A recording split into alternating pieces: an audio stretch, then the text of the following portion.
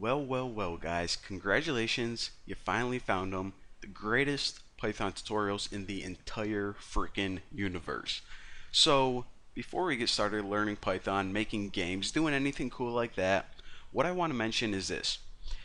I'm guessing that you're watching these videos on either YouTube or my website, and if you try watching them on that little video player, then it's going to be hard to see what's going on. So whenever you watch these videos, make sure you change the video size to full screen and also 1080 high def.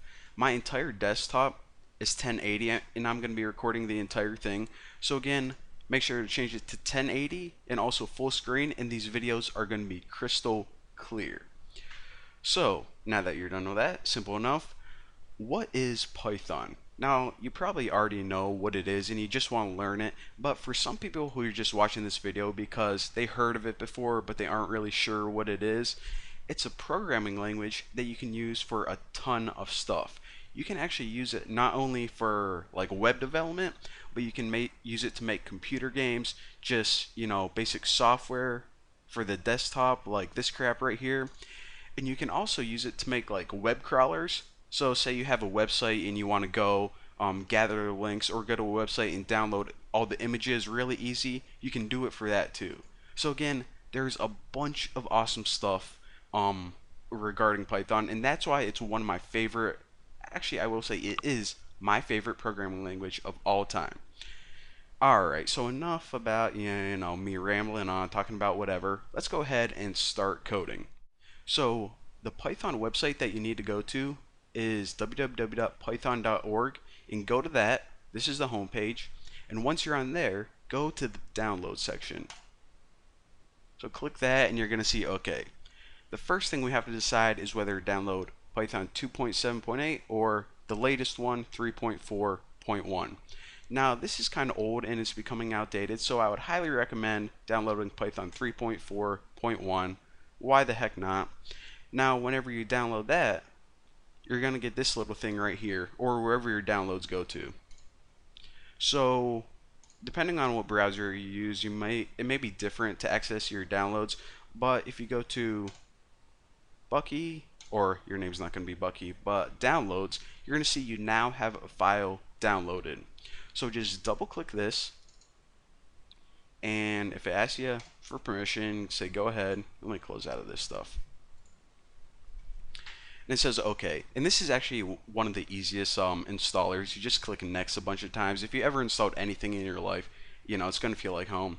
But install for all users, sure, why not? Next. And it says, and this is just because I already downloaded it before, because I don't know, I just like using Python. But for this tutorial, I uninstalled it just so I could show you guys how to download it. So you probably won't get this, but it says, do you want to overwrite existing files? Well, yes I do. Why not? Next, next, and then it installs. It's actually really quick.